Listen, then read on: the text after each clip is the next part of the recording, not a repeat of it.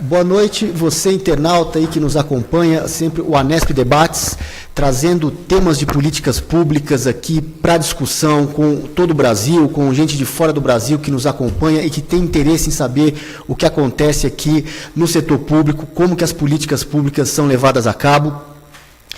Nós, a cada semana, trazemos temas diferentes, trazemos colegas da carreira de especialistas em políticas públicas e gestão governamental, sempre aqui para debater esses temas com você, internauta. É o pessoal que trabalha diretamente com a política, que executa e que sabe o que está acontecendo.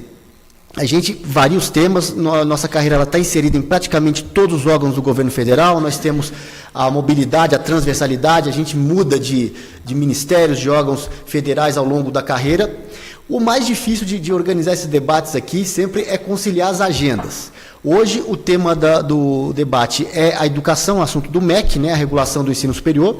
A Amarilis Tavares, que estava prevista para debater com a gente, não pôde vir, surgiu imprevisto.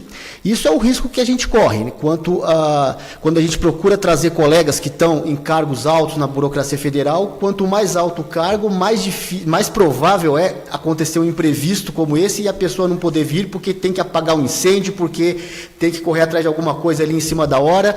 E a rotina no setor público é muito isso, é muito incêndio, é tudo coisa para ontem. A gente trabalha muito, ao contrário aí do senso comum, que fala que servidor público é tudo encostado, é marajá.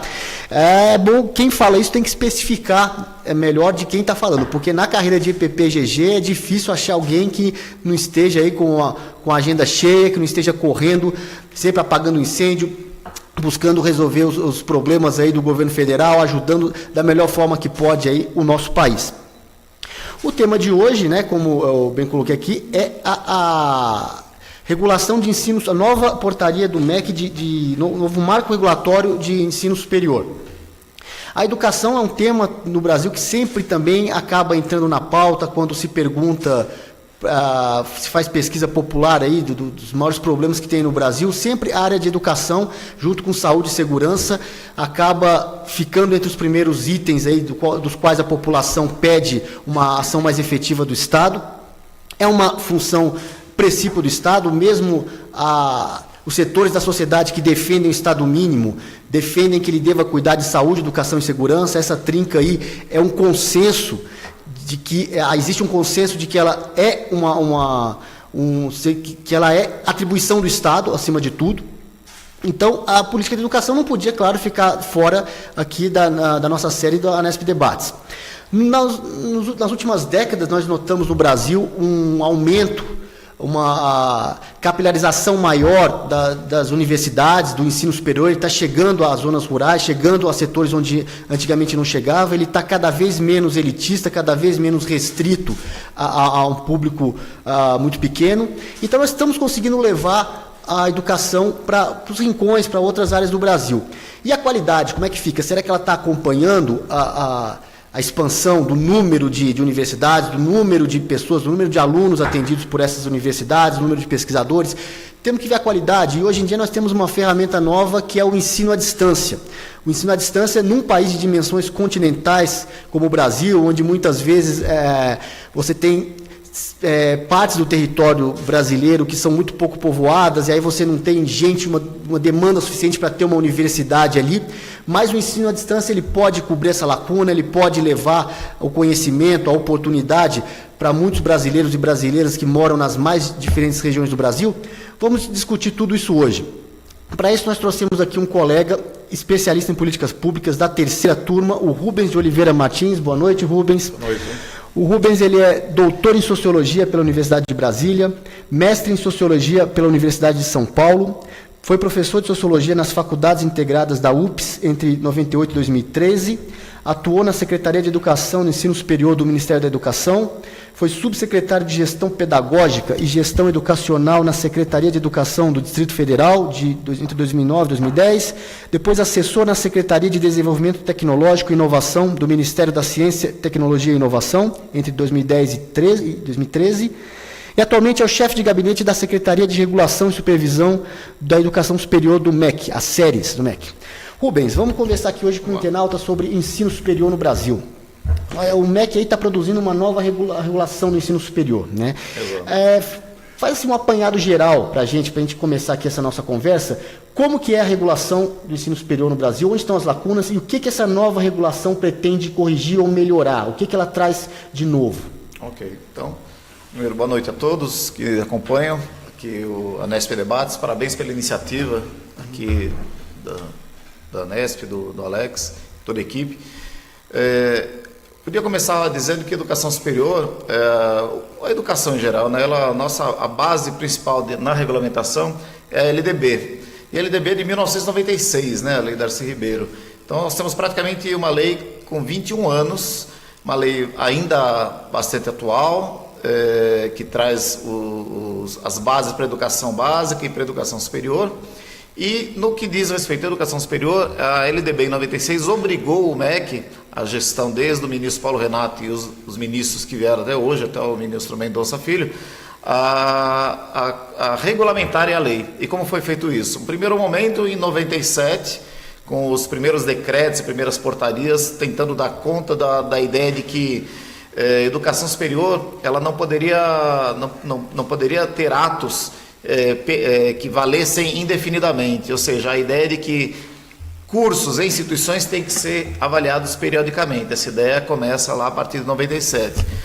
Essa ideia ela vai se consolidar numa lei somente com a lei dos sinais, que vai dizer que nós temos um sistema nacional de avaliação e que esse sistema nacional, aí sim, ela incorpora a ideia de que credenciamento de instituições significa o nascimento de uma instituição, é um ato originário, e depois ele tem que ser renovado periodicamente nos chamados recredenciamentos periódicos. Com base em quê? Com base em avaliação. 3 tipos de avaliação.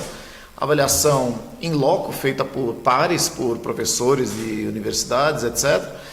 Uma autoavaliação da instituição e depois a avaliação do desempenho dos alunos daquela instituição, que isso é feito dentro dos cursos, né? A avaliação dos cursos. Então, tanto instituições como cursos passam periodicamente por avaliação. Então, nós temos 96 a lei, os primeiros decretos em 97 e 98, depois um momento bastante importante, que foi o ano de 2006, onde se criou já no governo Lula o decreto 5773, é o que está em vigor até hoje, sobre a regulação da educação superior.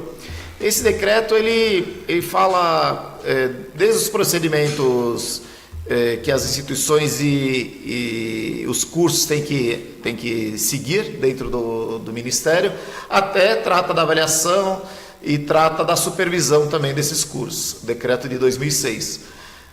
Paralelamente a esse decreto de 2006, nós temos um decreto que tratava especificamente de educação à distância, educação superior à distância. É um decreto de 2005. Então, vocês vejam, os 2 decretos estão praticamente com 12, 13 anos de existência, né?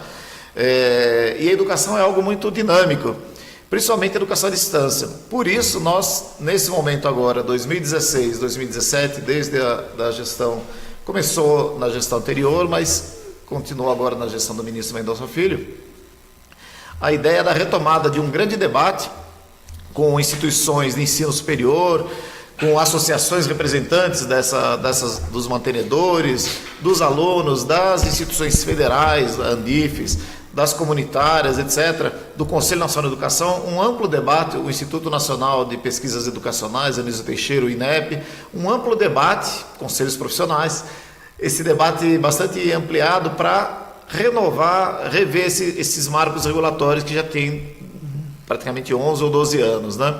E o que tinha de lacunas aí nesses marcos? Na questão da EAD, a ideia de que em 2005 nós não tínhamos nem smartphones, e é uma regulamentação então que ficou realmente defasada no tempo, né? E com uma visão ainda muito restritiva e muito ortodoxa das potencialidades da educação à distância, que hoje, com as tecnologias e metodologias que nós temos hoje desenvolvidas, pode-se avançar muito mais e com qualidade e com segurança na EAD. Então, o primeiro marco foi a revisão do decreto de 2005, e nós temos esse decreto já publicado agora, em julho de 2017, é o decreto 9.057, traz algumas inovações para a educação à distância. E o outro decreto, que é de 2006, ele também, embora bem intencionado, mas num olhar retrospectivo a gente percebe que tem muitas amarras ainda do ponto de vista regulatório, do ponto de vista de entender o que é a vida de uma instituição, o que a gente deve valorizar na educação superior, que tipo de tratamento que a gente deve dar às instituições, que hoje nós já temos um histórico de 10, 11 anos de avaliação das instituições. Então, a gente não faz sentido eu tratar igualmente uma universidade pública federal com uma universidade particular, ou uma universidade com uma instituição menor, uma faculdade, por exemplo. Então, essa diferenciação que está prevista na lei, de você ter uma diversidade de instituições e uma diversidade de cursos superiores, tudo isso vinha exigindo um novo olhar sobre a regulamentação. Por isso, esse decreto que praticamente conseguimos finalizar faz uma semana, ele já se encontra na Casa Civil e nossa expectativa é que até o final, meados ou final de outubro, a gente já tenha esse novo decreto assinado pela Presidência da República. Tomara, é nível de decreto, não precisa passar pelo Congresso, porque é um decreto presidencial. Isso é legal. E aí eu queria perguntar também uma coisa, como é que fica aqui no Brasil, nós temos o princípio da autonomia universitária, né? Isso se fala muito, desde a época que eu era estudante também, nos anos 90, se falava, autonomia, não pode haver intervenção, mas tem um decreto do MEC que regulamenta. Certo. Até que ponto isso entra ou não aí na autonomia universitária. E só lembrando também, antes dele responder, que você, internauta, também pode fazer perguntas aí pelo chat. É só se manifestar embaixo do vídeo, tenha o espaço de comentários, faça a sua pergunta aí, que nós vamos fazer o possível aqui para levar todas as perguntas ao ar. Mas então, Rubens, como é que funciona a regulação, a autonomia? Perfeito. Onde que é o ponto de equilíbrio? Para responder essa pergunta do Alex, para a gente entender melhor, é preciso primeiro entender que existem 3 tipos de instituição de ensino superior. Nós temos as faculdades, que elas podem ter várias denominações, faculdades integradas, instituto superior, esse tipo de denominação. Geralmente são esses. São instituições que a gente chama, são instituições que não têm autonomia, são as faculdades. Depois nós temos uma outra categoria que chama-se centros universitários, que hoje inclusive está sendo comemorado lá no Conselho Nacional de Educação, celebrando os 20 anos da criação dos centros universitários, que é uma categoria de instituição de ensino superior que tem autonomia, mas não tem a obrigatoriedade de fazer pesquisa no nível de mestrado e doutorado. E, finalmente, nós temos a categoria das universidades, que essa sim, segundo a lei, segundo a LDB, elas se baseiam no tripé graduação, extensão e pesquisa, né? Esse é o tripé das universidades. E, ao mesmo tempo, elas têm a prerrogativa da lei, prerrogativa de autonomia. Autonomia pedagógica e autonomia orçamentária, quando se trata das nossas universidades federais ou as públicas, né? E também é importante lembrar, então, que nós temos, além do sistema... O que é o Sistema Federal de Educação Superior? O Sistema Federal de Educação Superior, o MEC, lida ou é responsável pelas instituições particulares de educação superior, ou seja, as faculdades particulares, os centros universitários particulares e as universidades particulares. E, ao mesmo tempo, é responsável também pelas universidades federais. Então, por exemplo, a Universidade de Brasília, uma universidade federal, a Universidade Federal de Santa Catarina, são universidades que respondem ao MEC, porque o MEC é o mantenedor delas, né? O MEC tem a responsabilidade sobre o que acontece nessas instituições e a regulação também. Universidades estaduais, como a USP, por exemplo, a Universidade Estadual do Rio de Janeiro. Aqui em Brasília, nós temos a Escola Superior de Ciência da Saúde. São instituições que respondem aos sistemas estaduais, ou aqui no caso do Brasília, ao sistema distrital. Elas não respondem ao MEC. Então, o sistema estadual tem uma vida própria, digamos, né? Independente do Ministério da Educação. As que respondem ao MEC, as federais e as particulares, elas estão submetidas às regras aos regramentos definidos também na lei. Onde cai a autonomia? A autonomia das universidades, sejam universidades públicas ou universidades particulares, elas têm autonomia de criar cursos sem necessidade de autorização do MEC. Essa é a autonomia. Uma faculdade qualquer, faculdade X, ela, para criar um curso novo, ela tem que protocolizar um processo no MEC, e esse processo vai ter uma tramitação, começa com uma análise documental, depois ele vai para uma avaliação em loco por especialistas do INEP, volta esse relatório da avaliação em loco, é feita uma nova avaliação no MEC e finalmente sai uma portaria da secretaria, né, do secretário de regulação, autorizando aquele curso. Então, veja... Tanto para graduação, pós-graduação... Não, só para graduação. A pós-graduação ela não tem, lato sensu, né, ela não tem esses procedimentos. Mas então, numa graduação, uma faculdade quer criar um curso de administração, ela vai passar por esse procedimento que dura hoje entre 1 ano e 1 ano e meio, mais ou menos, o processo. A grande vantagem de quem tem autonomia, as universidades ou centros, é que eles não têm esse tempo de espera. Eles criam dentro do seu conselho dirigente superior, conselho universitário, eles deliberam, criam o curso tal, com X vagas, e apenas comunicam ao MEC. Ou seja, uma vez criado o curso pela universidade, elas já podem ofertar imediatamente. E elas têm autonomia orçamentária?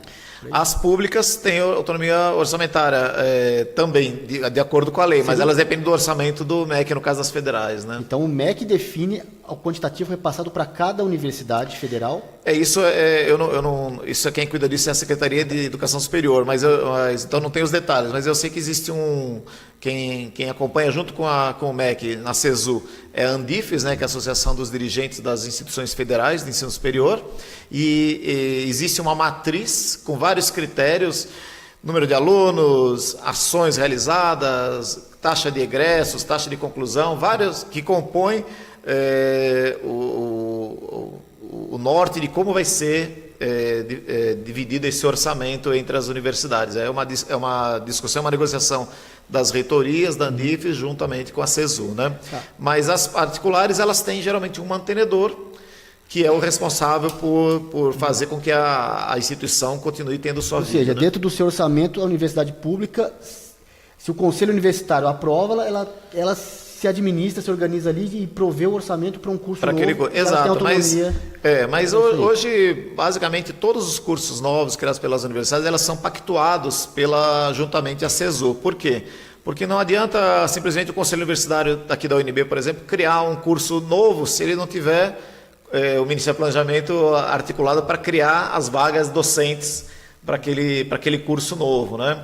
Já combinado com as vagas junto com o MEC, junto com o planejamento, o orçamento para montar uma infraestrutura de laboratório para aquele curso novo, biblioteca, né? Então, é claro que ela tem essa autonomia, mas ela hoje sempre o limite é o orçamento, né? De criar. E nisso o ensino à distância ele vem a dar uma solução assim que multiplica, ele anaboliza, vamos colocar assim no bom sentido, porque nas universidades públicas o grande empecilho para você aumentar, o curso você está provendo um curso, certo? Para uma quantidade X de alunos. Por que você não pode aumentar?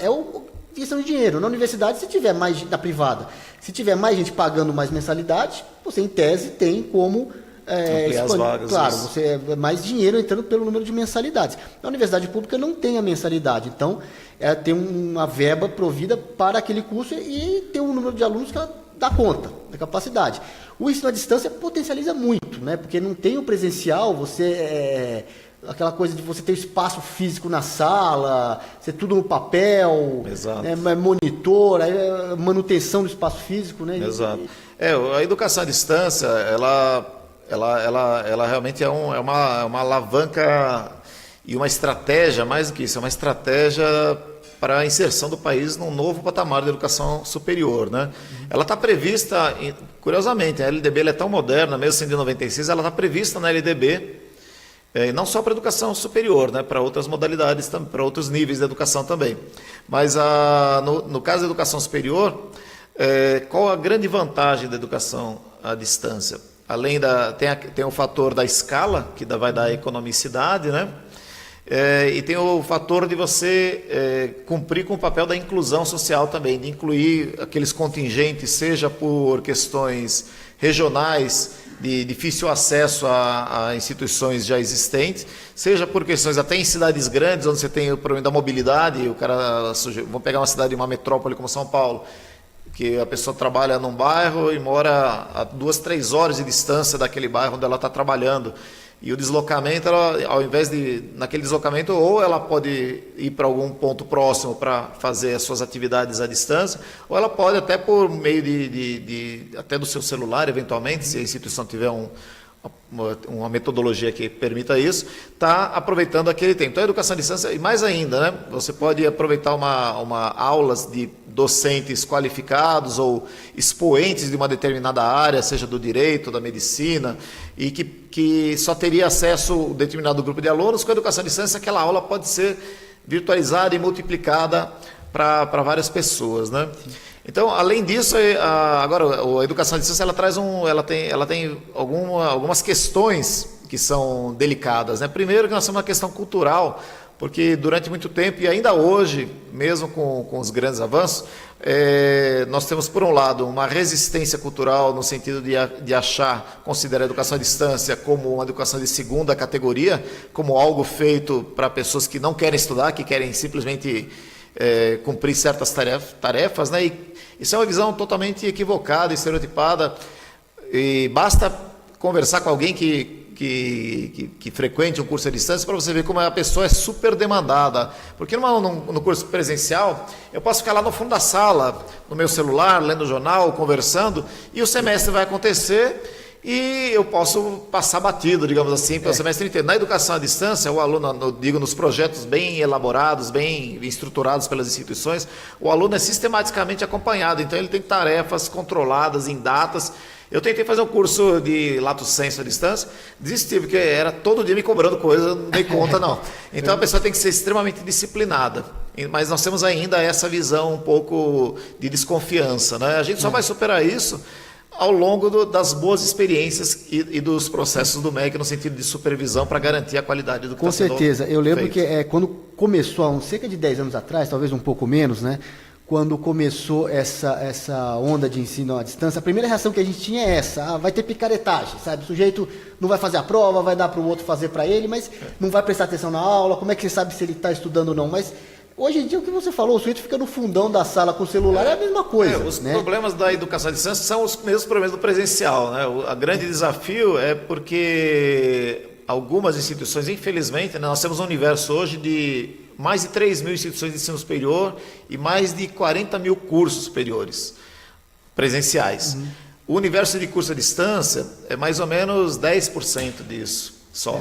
Então ainda é muito pouco, mas mesmo assim nós tivemos algumas experiências, foram poucas, mas essas poucas, por conta da escala, nos deram dor de cabeça no Ministério. Quando eu comecei, quando chegou, eu trabalhava na Senasp, na parte de ensino, de capacitação e análise de dados, capacitação de policiais, e aí a gente jogou o EAD para policiais do Brasil inteiro. E tinha uma bolsa, inclusive, para o policial que fizesse o curso.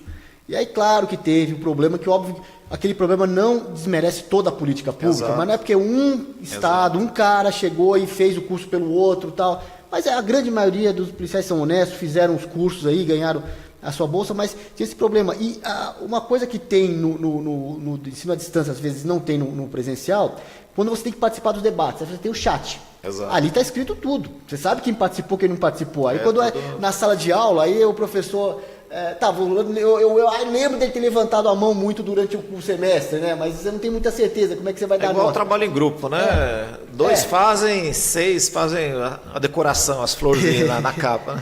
Né? Com certeza. Vamos então agora para a participação aqui do internauta, né? Primeiro o Gustavo Camilo fez a brincadeira aí, a questão do figurino, porque na semana passada o debate foi sobre segurança, eu estava aqui com a camiseta camuflada, ele pergunta, né, por que você não veio de jaleco de professor? Eu não tenho jaleco de professor em casa, né, mas essa camisa camuflada eu tenho ali. Aí, depois o Felipe Calmon, ele pergunta aqui, como cuidar da qualidade do ensino sem engessar o currículo e atrapalhar a entrada de novas disciplinas? Alguns cursos mais modernos... Ai, perdi, ele cai aqui, eu não consigo... Mas eu entendi a lógica dele. Posso comentar? Pode comentar, então. Depois a gente recupera aqui a pergunta, mas eu entendi. Durante muito tempo, até mais ou menos 97, nós tínhamos os chamados currículos mínimos. Significava que um curso, vamos supor, minha área é sociologia, mas pega qualquer área, engenharia, química, esse curso, se fosse dado em São Paulo, em Brasília, em Manaus, no Amapá, no Rio Grande do Sul... seria basicamente o mesmo curso, sem levar em consideração, exigindo as mesmas disciplinas, sem levar em consideração as necessidades e as particularidades regionais, tanto da instituição como da região e daquele tipo de aluno, e das necessidades de formação ali. De 97 para cá, o Conselho Nacional de Educação, junto com o MEC, tem definido as chamadas... A LDB extinguiu os currículos mínimos e, no seu lugar, criou as chamadas diretrizes curriculares nacionais, que são muito mais flexíveis. Eles não definem mais que disciplina, eu tenho que ter Física 1, Física 2, não. Diz, olha, um egresso de engenharia...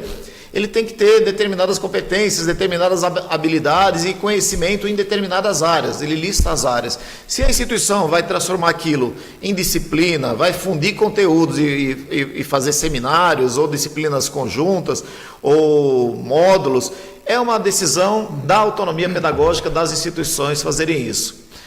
Então, nós temos muito mais liberdade. Ao contrário de ficar inventando, acrescentando cada vez mais disciplinas, a ideia é que a liberdade que a instituição possa trazer, não disciplinas, mas conteúdos que ela considere que são mais inovadores ou que dizem respeito a realidades onde ela está inserida, para formar aquele aluno de maneira melhor. Então, hoje, com as diretrizes curriculares, a gente consegue superar isso. E a qualidade, como que a gente consegue aferir? Como eu disse, nós temos pelos sinais, que é o Sistema Nacional de Avaliação da Educação Superior, nós temos hoje a avaliação das instituições, avaliação institucional, avaliação de cursos, que é feita sempre, as duas são feitas com avaliações in loco de especialistas, e a avaliação do desempenho dos estudantes, que é feita a partir das avaliações do ENAD. Né? Tá. Uma outra pergunta interessante aqui é do Lucas Torres. Ele pergunta assim, embora ainda pareça um pouco distante de um movimento concreto, alguns setores da sociedade têm tentado se mobilizar em torno da privatização das universidades públicas brasileiras, alegando que elas encontram situação economicamente insustentável. De que maneira esse tema chega aos ouvidos do MEC? Olha, de novo, esse é um tema da nossa secretaria irmã lá, que é a Secretaria de Educação Superior, que cuida da questão das universidades federais, né? Esse é um debate bastante antigo, né? Mas uma coisa que é pacífica, acho que eu estou no MEC desde 1997, então 20 anos também, né? Já no MEC, em diferentes gestões. E nunca ouvi, por parte de nenhum desses ministros, né, desde que eu estou lá com Paulo Renato até hoje, o ministro Mendonça, algo sobre privatização de federais. As federais são um patrimônio que nós temos hoje, né? Elas são centros de excelência, de pesquisa, de graduação. Claro que tem os problemas orçamentários que são enfrentados por todos, mas a própria CESU tem impactuado, essas novas gerações de reitores também têm tido gestões mais gerenciais também, no sentido de contemporizar e tentar otimizar a atuação das federais, por exemplo, diminuir as taxas de evasão das federais, aumentar as taxas de conclusão, otimizar as relações professor-aluno, a própria educação à distância, como o Alex estava dizendo agora há pouco, né? Nós temos nas federais um programa do Ministério já criado, eu acho que foi na gestão do ministro Haddad, não me lembro agora, o ministro Tarso Genro, que é a Universidade Aberta do Brasil, que é a oferta de cursos superiores à distância por meio das nossas universidades federais, que é um processo, cursos gratuitos, né? Ou seja, que é um projeto de interiorização, parceria com prefeituras, é um projeto bastante grande de inclusão. Aliás, então, aproveitar, então, voltamos para o tema do EAD, que agora está permeando tudo aqui, sempre essa questão. Como é que funciona a questão dos polos de EAD, de EAD nas universidades? Bom, a educação... Para falar dos polos, eu falar a educação à distância hoje, como eu disse, nesse novo decreto, ela diz o seguinte, vamos começar ao contrário, da pergunta, qual a grande pergunta que se faz? Eu posso ter qualquer curso ofertado na modalidade à distância? A resposta é sim, a regulamentação, a lei não distingue nenhum curso. Mas eu posso ter um curso de medicina ofertado à distância? Aí a pergunta é capciosa, porque na verdade, quando a gente fala à distância, não significa que o aluno vai estar isolado em algum lugar e nunca vai se encontrar e nunca vai vir à universidade. Não. O que pode ser ofertado na modalidade à distância é o que as diretrizes curriculares nacionais de cada área vai dizer que é possível. Por exemplo, nas áreas de saúde, as áreas de saúde elas têm uma particularidade, a área de enfermagem, fisioterapia, a própria medicina, que são práticas que não podem ser virtualizadas. Algumas já podem.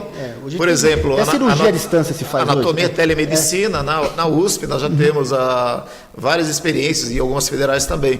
E você também tem várias ferramentas de realidade virtual, realidade aumentada para trabalho com estudo de anatomia, por exemplo, né? Mas é claro que um curso de medicina não vai ser nunca, ele pode ser um curso à distância, sim, mas provavelmente ele vai ter uma carga de presencialidade, não sei, eu não sou da área, né, mas vamos estimar 50%, 60%, 70% de presencialidade, porque é a característica daquele curso. Um curso de ciências sociais, como é a minha área, provavelmente eu posso ter uma carga maior de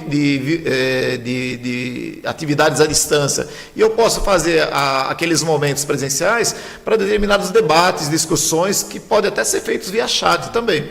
Mas são cursos da área de humanas, das áreas de ciências sociais aplicadas, que tem uma possibilidade maior de você ter uma carga maior de conteúdos à distância. Isso vai depender do projeto da instituição, primeiro, vai depender das diretrizes curriculares, da particularidade de cada área da educação superior, do projeto daquela instituição e do tipo de aluno, porque, vamos supor, eu posso ter um curso da área das licenciaturas dadas em uma região muito carente e na qual os alunos, aquele tipo de aluno, ele precisa de momentos presenciais mais intensos porque ele já vem com uma certa dificuldade anterior. Então, ele precisa da universidade mais presente. Eu posso ter isso, o mesmo curso de licenciatura, para um outro segmentado para outro tipo de aluno, onde eu posso virtualizar mais, porque esse meu aluno já tem determinadas habilidades que ele já adquiriu.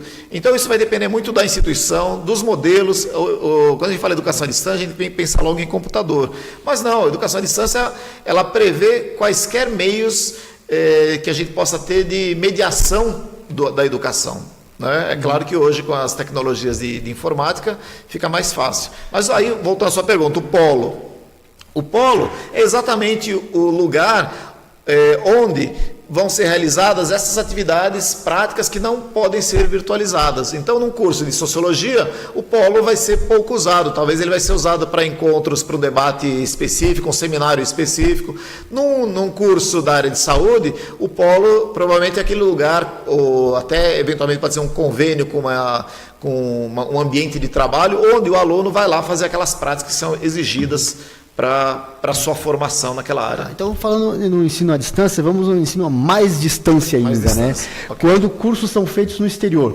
Okay. Né? Isso até é uma pergunta interessa para mim também, né? Porque eu sou mestre na Alemanha, não sou mestre no Brasil ainda, porque eu não fiz o reconhecimento do meu diploma, do mestrado. Okay. E o pessoal, todo mundo que estudou no exterior tem a mesma queixa, é muito burocrático, é difícil, você tem que começar o processo lá do exterior, ir na embaixada, no consulado brasileiro, pegar lá o carimbo, depois mandar para cá, e aí cada universidade tem um critério. Exato. Como é que é? Nós vamos um dia simplificar essa burocracia? Pois infelizmente, esse é uma peregrinação que o aluno que estudou, fez a sua graduação, ou seu mestrado ou doutorado no exterior, tem que passar.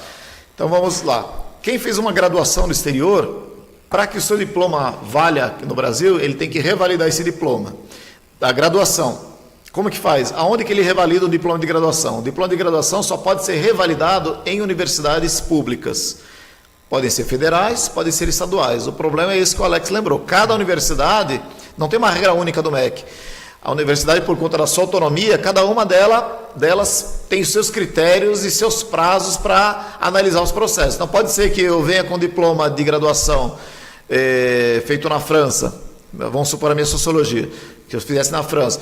Eu viesse à UNB, e a UNB demora 1 ano para revalidar esse meu diploma. Vou lá para a USP, demora 6 meses, ou não revalida. Então, a gente corre um risco. Então, hoje o aluno tem que aplicar, né, submeter o seu diploma em algumas, para ele poder ter alguma segurança. Mas que então, só recuperando, diploma de graduação do exterior, somente universidades públicas podem revalidar. Diploma de mestrado e doutorado, aí pode ser revalidado em universidades públicas ou privadas, desde que essas universidades públicas e privadas, elas tenham um curso de pós-graduação stricto sensu, um mestrado ou doutorado, em uma área afim uma análoga daquele que você está trazendo.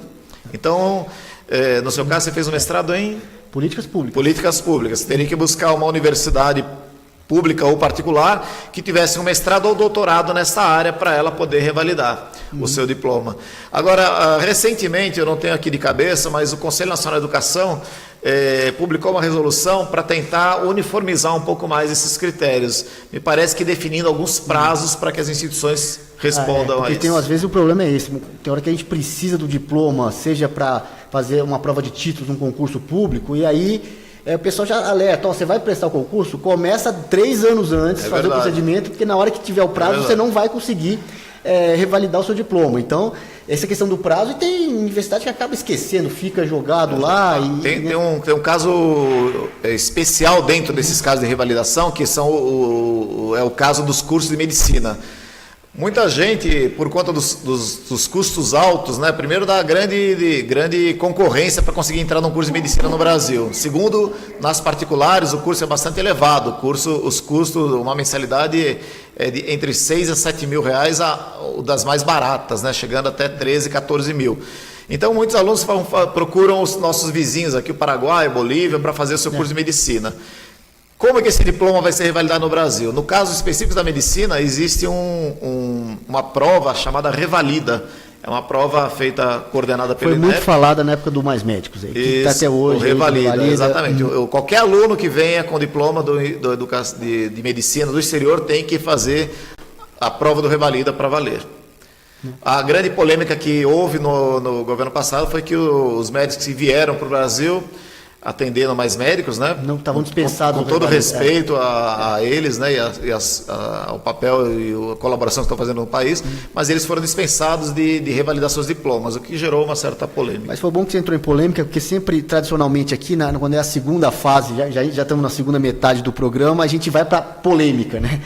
E vou começar com a polêmica aqui da internauta, a Kelly Mello. Ela coloca assim: as universidades federais hoje estão bastante polarizadas. Vemos ocupações de reitoria, de departamentos. Como o especialista vê esse aparelhamento ideológico das universidades? Desculpa, ela falou a palavra ocupação, ela foi boazinha, é invasão. Porque ocupa é estudante, né? É para estudar, que é invasão, mas bom, de novo, né? Felizmente, digamos assim, o nosso secretário da CESU, que é o professor Paulo Baroni, que infelizmente, coitado, ele tem que enfrentar essas questões, ele e os seus reitores, né, das federais.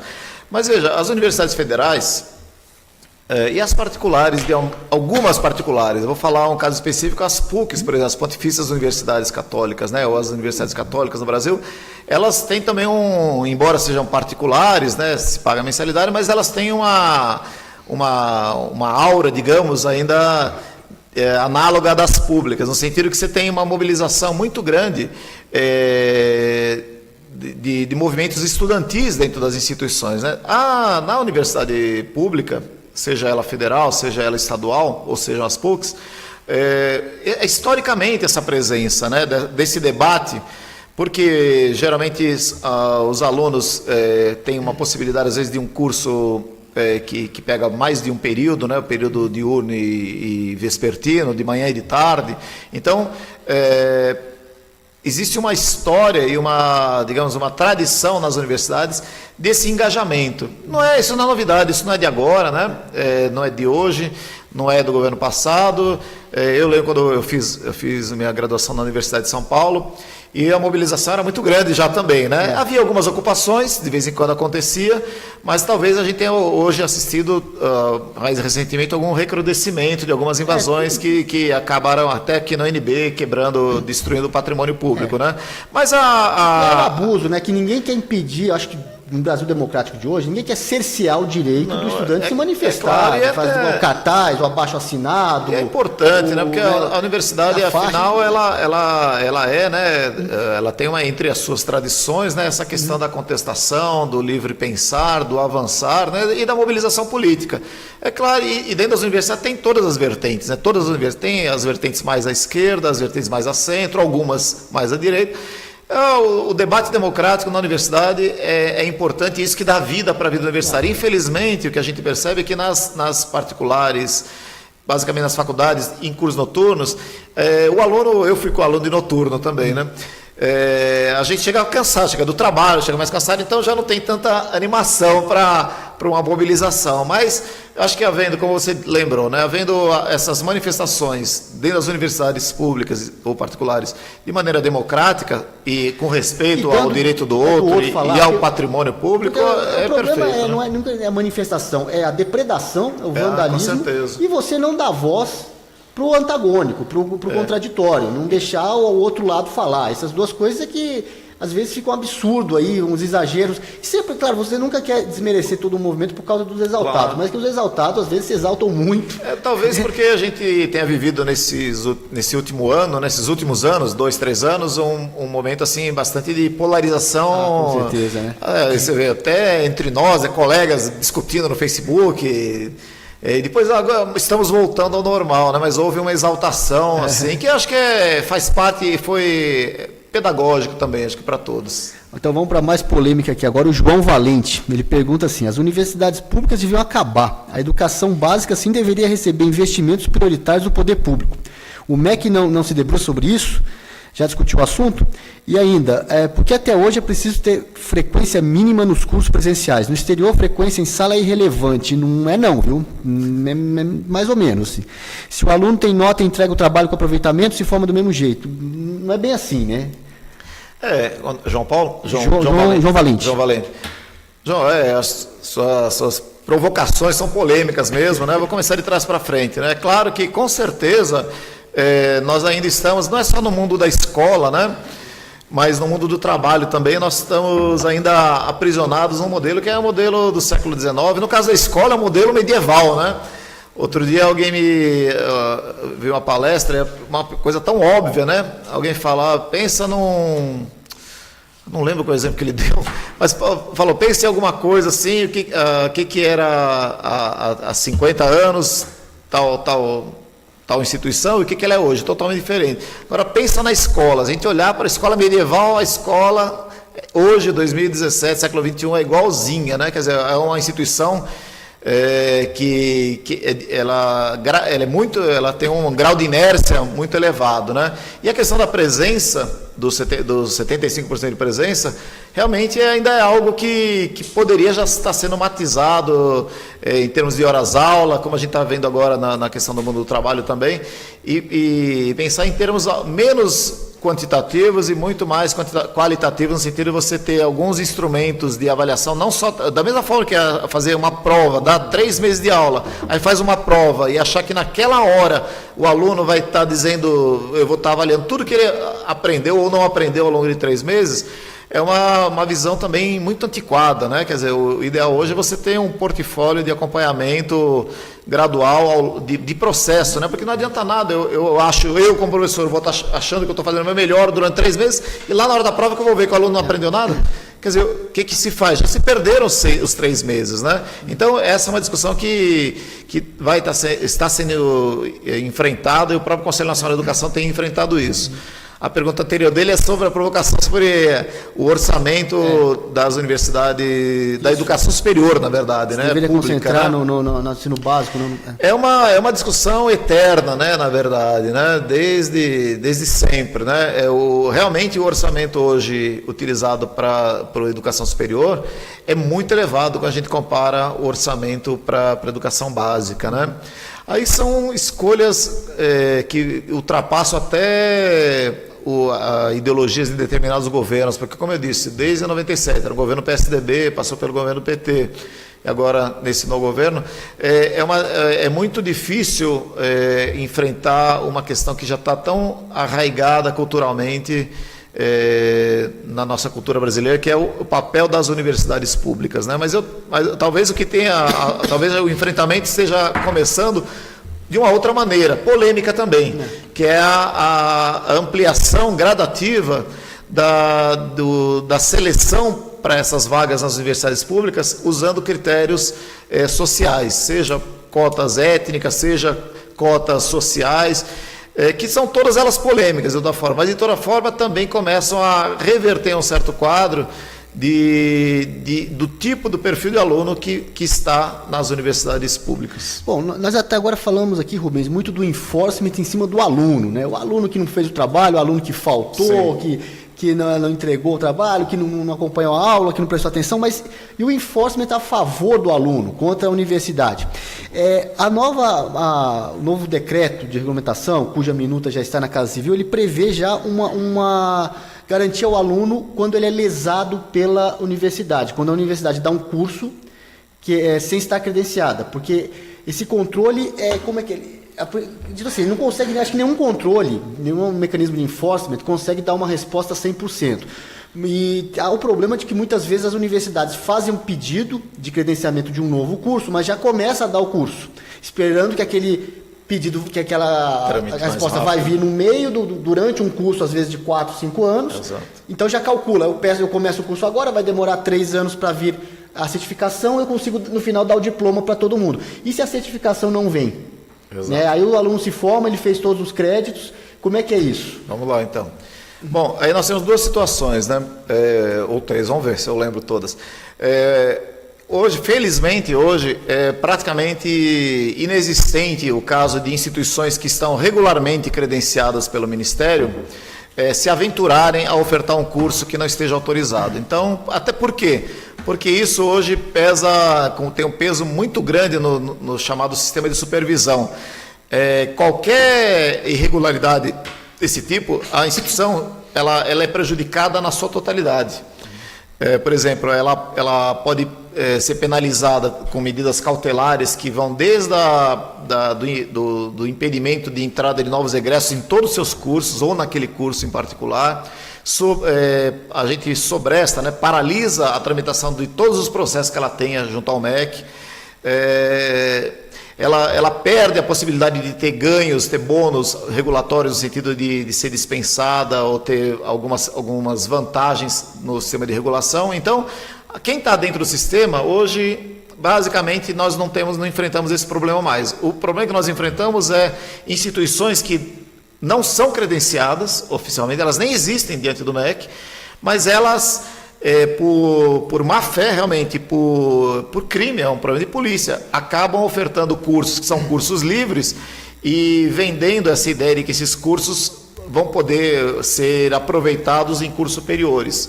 Então, nós temos hoje... E como que o MEC fica sabendo e faz alguma ação sobre esses casos? É por meio de denúncias de qualquer cidadão, de alunos, de instituições interessadas ou concorrentes que estão naquela área, de conselhos profissionais, de autoridades, não importa quem. Geralmente nos chega via Ministério Público várias denúncias e aí a diretoria de supervisão ela vai notificar, se for uma instituição vai ser notificada, se não for uma instituição já é acionada, por exemplo, a Polícia Federal, que é um crime federal, e...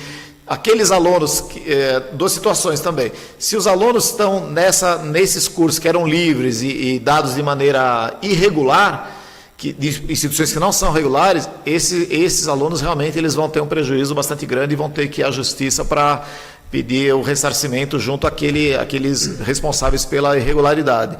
No caso contrário, de instituições que são regulares, elas existem, estão credenciadas, mas elas tiveram um curso que, por exemplo, estava funcionando regularmente também, mas ele teve um problema lá no meio, a qualidade daquele curso aferida pelo Ministério, ela baixou muito, ele está tendo problemas com aquele curso e o curso ele vai ser descontinuado, vai ser fechado aquele curso. Os alunos, nesse caso, não são prejudicados. Eles têm a garantia de que o curso seja ofertado até o final da última turma e tem também a prerrogativa de o MEC poder ter uma ação chamada de transferência assistida, que vai ajudar os alunos ele vai fazer a articulação daquele aluno com outras instituições que ofertem cursos análogos na mesma área, né, e na região próxima, negociando inclusive até mensalidades para que o aluno possa ter uma continuação de estudos de maneira tranquila, sem descontinuidade em uma outra instituição. Então, basicamente, o sistema funciona na base de supervisão, funciona com base em denúncias e indícios que nós tenhamos, né? Denúncias que vêm de fora e indícios que a gente tem a partir de um monitoramento das avaliações, dos resultados frequentes, periódicos das avaliações. Sim. Mas o aluno nunca é prejudicado. Né? Não, no caso... O grande problema é esse aluno desavisado, porque hoje nós temos... E como que eu vou saber se minha instituição é regular ou não?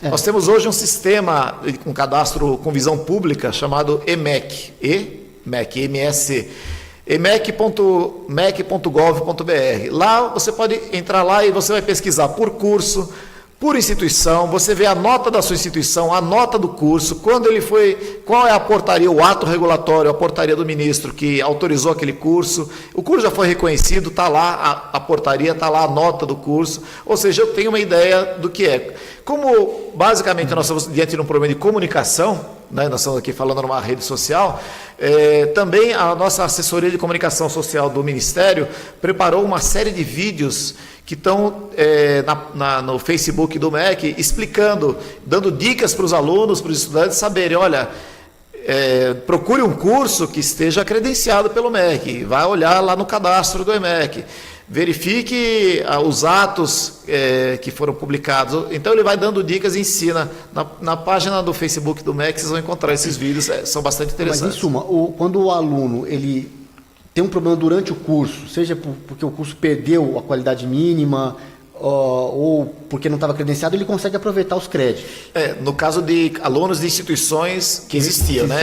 Nessas instituições fantasmas, não, ele aí realmente é o estelionato. Aí ele não dá para aproveitar crédito. Não, ele está sendo, porque ele cursou algo irregular, né? A gente só pode aproveitar crédito diante da regulamentação em cursos regulares, né? Ainda que o curso tenha ficado ruim, digamos assim, ele era um curso regular. Agora, esse não, é como se nós aqui fizéssemos uma sala de aula aqui, a gente oferta, vende para o aluno que nós somos uma instituição. Ele ter ficado ruim, mas mesmo o curso é raro, mas ainda acontece, né? O curso não autorizado ainda. Aquele crédito dá para aproveitar?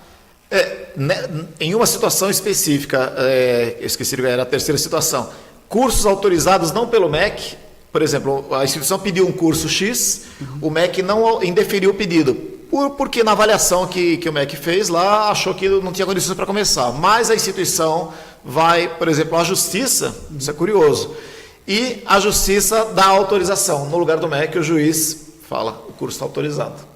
Aí o MEC tem que cumprir a decisão judicial, a gente coloca o curso dentro do cadastro, põe uma marquinha vermelha, autorizado subjúdice, e o aluno está lá por conta e risco, digamos, né? Ele não tem uma autorização do MEC, mas ele tem uma autorização judicial, e o MEC, como órgão público federal, ele é defendido pela AGU, né? A Advocacia Geral da União, que tem por dever sempre contestar, tem que brigar, ela não é uma escolha da AGU se ela vai discutir aquela decisão do judicial, ela é obrigada a discutir a decisão judicial. Então pode ser que lá na frente essa liminar caia e aí os alunos ficam em um limbo, na verdade, ou pode ser que lá na frente a instituição já tenha uma situação, digamos, já definida, né?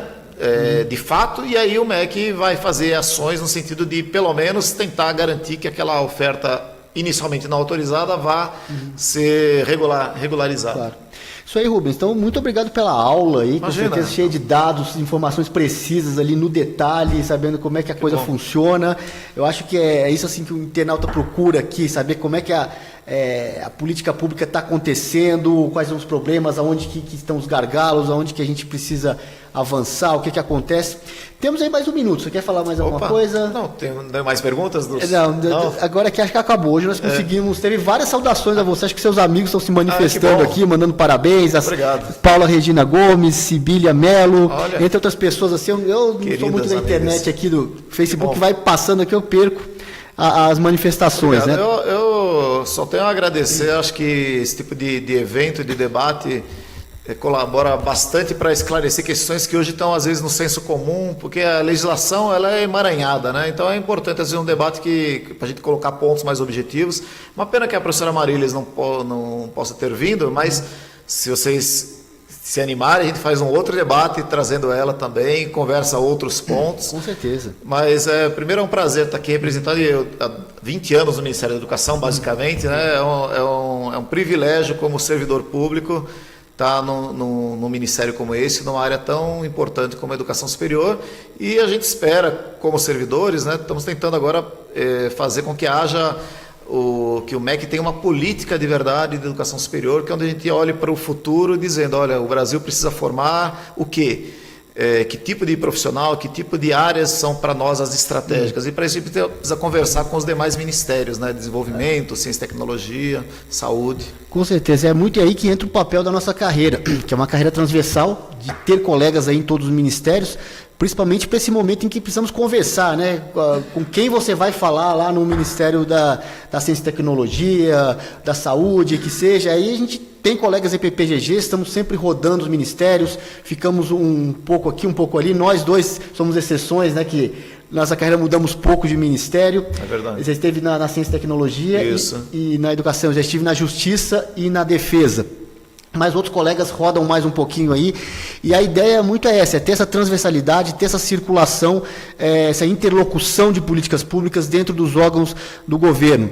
A gente está aqui, claro, sempre buscando debate, vamos discutir mais para frente também outro assunto do MEC, possivelmente ano que vem, porque são muitos temas que vêm aqui, que o pessoal propõe para debater. Você aí de casa, você internauta, pode propor um tema, escreva aí no nosso chat aqui pela fanpage da Anesp no Facebook, ou pelo nosso e-mail, secretaria@anesp.org.br, dê essa sugestão de debate, de algum tema de políticas públicas, que esteja na pauta do debate de hoje em dia, que seja polêmico ou não tão polêmico, mas que esteja sendo debatido e que seja de relevância social, e que a gente vai trazer aqui colegas EPPGGs para debater. A gente sempre convida 2 colegas justamente porque o risco de acontecer isso que aconteceu hoje aqui é grande. A Marilis está lá apagando incêndio, não pôde vir. Verdade. E é aquilo, a gente quer colegas que estão nos mais altos escalões dos ministérios aí do governo federal para trazer a política mais apurada, mais ali, com detalhes do que está acontecendo. E aí, quanto mais alto o cargo, mais o risco de o ministro chamou, Verdade. tem agora, está caindo o mundo em tal estado, a pessoa tem que pegar um avião, viajar correndo. Isso acontece. Então, por segurança, a gente convida sempre 2 colegas. É muito difícil que os 2 aí, não sei, teria que ser muito azar de 2 pessoas terem que apagar 2 incêndios no mesmo dia. Não é impossível não, hein? Não é impossível isso acontecer, a gente sabe como é que é. Mas então, vamos encerrando o programa de hoje. Temos agora no radar alguns debates já pré-agendados, já pré-programados. Semana que vem, no dia 10 de outubro, não temos, tem feriado aquela semana, é uma semana complicada, não temos debate na semana que vem. Na semana seguinte, provavelmente, ainda a confirmar, devemos fazer alguma transmissão, produzir algum programa lá no Rio de Janeiro. Nós vamos lançar amanhã aqui em Brasília a nossa revista científica da carreira de EPPGG, a República. O Paulo está me corrigindo que não é amanhã, é quinta-feira, a data errada aqui, hoje é terça. Então, quinta-feira faremos o lançamento da República aqui em Brasília e na semana depois do feriado, ainda em data a confirmar, faremos lá no Rio de Janeiro. E aí depois, para a segunda quinzena de outubro, primeira quinzena de novembro, temos no radar os temas da desestatização, incluindo aí Eletrobras, Infraero e também a implementação da reforma trabalhista. São os 2 temas aí que a gente tem para tentar fechar o calendário de debates aí de outubro e novembro de 2017. Então, muito obrigado pela sua audiência aí que nos acompanhou, que fez pergunta, ou que não acompanhou ao vivo, mas acompanhou depois a gravação. Esperamos contar sempre nos próximos programas também com a sua audiência e até depois do feriado. Boa noite. Boa noite.